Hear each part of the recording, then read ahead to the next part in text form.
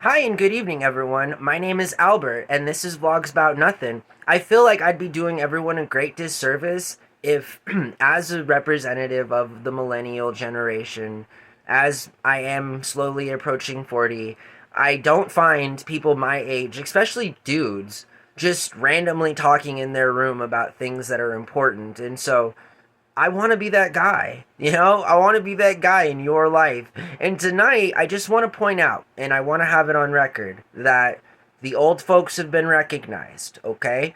Donald Trump, he worked at McDonald's. He sat down and talked to Joe Rogan. That's great. I mean, at this point, he's appeased his constituents so much that on Tuesday, I really don't think a lot of people are gonna be very happy knowing that it's gonna be a landslide. But then again, I'm sure CNBC and MSNBC will have it as enthralling as possible with all of the raw data that's being provided in real time. Let's see how they deal with the interpretation of those numbers. But regardless, again, as a 37-year-old person and as the only person who's willing to give time in their life and day to talk about these boomers who run our world, then, on behalf of all of us, again, I just need you self centered, narcissistic liars to know that, all right, we see you. We see you. I mean, none of us under the age of 40 are going to actually go out and vote for anyone. But hey, this is a boomer election. It's a boomer world. Hopefully soon it will not be. I mean, because there's only so much a country can take, right? Right? And I mean that. It's because people like Donald Trump go on Joe Rogan and start trending. I think somewhere around 40 million views.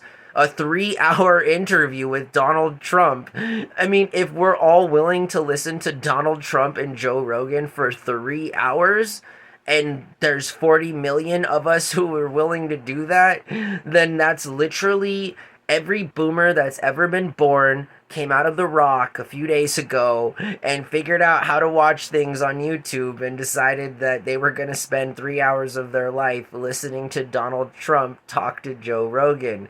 Now, this is just right before, shortly after, or at around the same time, without argument, around the same time that the good old boy went and put on an apron and, started slanging fries at McDonald's. Again, I don't think people that understand what happened will ever understand, including myself, but the people that they were reaching for definitely understood. And I don't think I've ever seen more boomers happy in my life, honestly. I mean, it's really scary. Between the two of us, I don't think there's anything scarier than a large group of over caffeinated, predominantly white boomers that are bent on keeping certain amendments within the Constitution protected, all while making it absolutely clear that the rest of us have no right to ask for anything like basic health care, forget universal basic income. What am I, crazy? I know, I'm going to sound crazy for the next probably 5 years.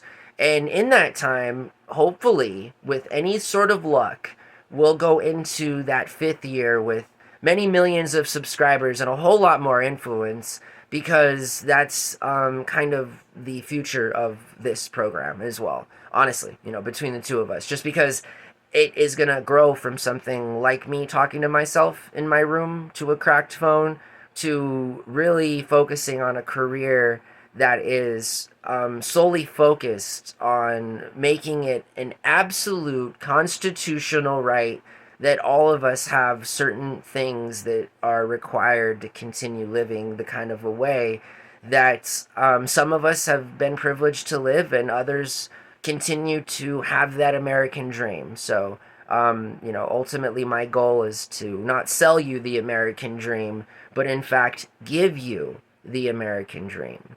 That's what I want to do. But nonetheless, right now, we're just doing what we can, and we're talking about all of the credit that is due for the clowns this year that decided to really go in, all in, this last month, trying to get people to vote Kind of. I just, so Kamala Harris on the other hand, right? Because it's not just about the clown Trump, it's also about the other clown Harris. And she was, she released a Fortnite map. It's called Freedom Town. You're not allowed to have any weapons in it. And I mean, that just speaks great for all of the Democrats who want to anger all of middle America by saying they should have no rights or access to weapons. This, I just, like, she just is putting it in more, I mean, at some point, do you think that she asked herself if what she was doing was a good idea? And I'm curious to know who told her it was. Who said to Kamala Harris, hey, you should drop a limited edition map on Fortnite because lots of people are going to want to have that map? I mean, I don't think so. I don't. How funny is that? Like, what a waste of time and money and energy and effort. At least Donald Trump is working 15 minutes at McDonald's and sitting with Joe Rogan for 3 hours. I mean, anybody that can sit next to Joe Rogan for 3 hours, hey, seriously, you deserve an award because I think Joe Rogan is a cool guy, but that's all. I think he's a cool guy, then there's nothing wrong with that. In the boys club, that's what it is, You're a cool guy, all right, we could be friends. I don't need to like everything about, in fact, we don't even need to be friends for me to like what you do to make money, right? Like, seriously. So I'm not attacking his character more than I'm just saying I don't know how old the dude is, but like getting brownie points for sitting in front of you for 3 hours and talking nonsense. I mean, if that's where we've set the standard here in America of success, then I mean, I guess it's just a matter of time. I should just, invite randos on the show and interview them and ask them weird questions and not really get any answers, but all the while say that I'm against you, but then I'm gonna pander you when you come into my. There's so many things, and then I'm gonna release a statement that says, I don't want to travel to you, but you're more than welcome to come on down to Austin. It's like, who in their right mind would I mean, objectively, that's such a ultimatum, It's like, if you don't do what I want you to do, I'm not going to support you. And if you don't come on down to Texas, I'm not going to interview you. It's like, okay, I guess I'm not going to Austin. I don't know. Sorry. Good old Texas there, deciding to run the world. Again, who's in Texas right now? Rogan, Musk, and I don't know why Texans are obsessed with Donald Trump. I mean, again, good old boy in me is all for George W. Bush. You feel me? I mean, he's in the heart of Texas. I love the guy. He's a cool guy. Yes, I did just say that I love the former president. Because, not in a weird way, but again, in a regionally historical, respectful way. You feel me? That's how I feel and have always felt about that particular family in Texas. But I don't know how newcomers like Rogan and Musk are speaking for the entire population of Texas. It doesn't make any sense to me, and it shouldn't because it's not the way the world works. And politics in Texas are not like Musk or Rogan think they are. And if they think they are a certain way, then they're in for a very rude awakening. Because I know Texas, I mean, I've lived next to the state my entire life. My family has as well. My grandma comes from a part of New Mexico that's just about a half-hour drive from Amarillo in northeastern Texas, Tucumcari. And so, again, there ain't nothing wrong with a good old boy or a good old person from Texas. I love Texas. I do not, however, love some of the people that live in that state. And a couple of them are definitely Musk and Rogan, because Rogan has an ultimatum towards Harris where he doesn't want to interview her unless she goes to his studio, because good goodness, Joe Rogan is just too important to hop on a plane and do anything that the current sitting vice president of the free world wants him to do. He's just gonna hop on and cozy up with Trump and have Musk on his podcast. I mean, the amount of glazing, seriously, brown nosing is one thing, straight up glazing is another thing. You feel me? And I want to say that people like Rogan and Trump glaze people like Musk, and people like Musk are the ones who want to sell them the glaze. I mean, this is the epitome of their evil.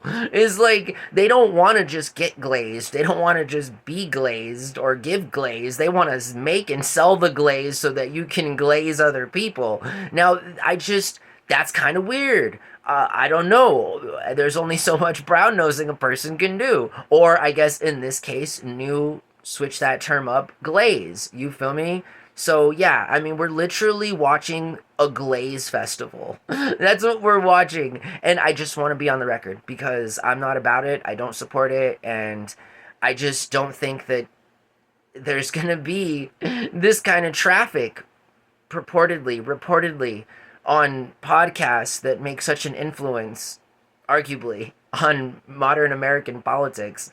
So I guess, enjoy it while it lasts, boomers. I mean, it can only last so long, right? Mathematically speaking, again, give me 5 years, okay? And then everything will be all right. So I hope that you guys have a lovely evening. And for the record, between all of us, that would be like 10 years sooner than anything I have planned.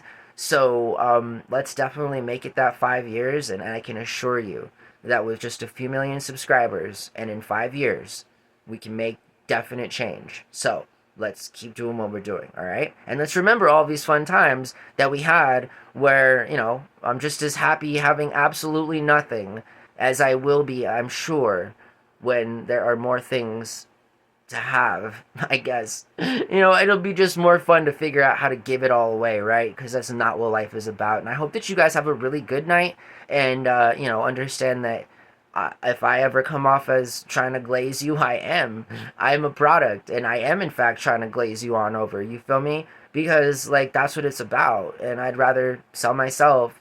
It's the only thing that I can offer in any kind of authenticity to all of you out there in kind of exchange for a little bit of trust. A little bit of trust in doing the right thing. So I hope that you guys have a really good night, and I will talk to you guys really soon. Bye.